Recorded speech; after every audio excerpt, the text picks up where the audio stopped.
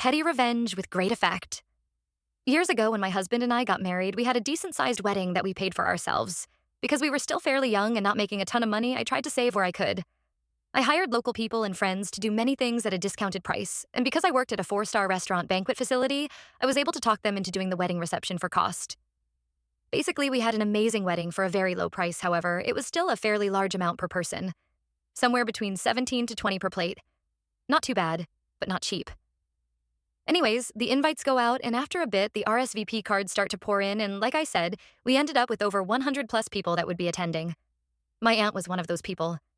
She RSVP'd for her husband, and their son, my cousin. Wedding day comes, we get married, reception time, and my aunt is a no-show. I notice because I only have two.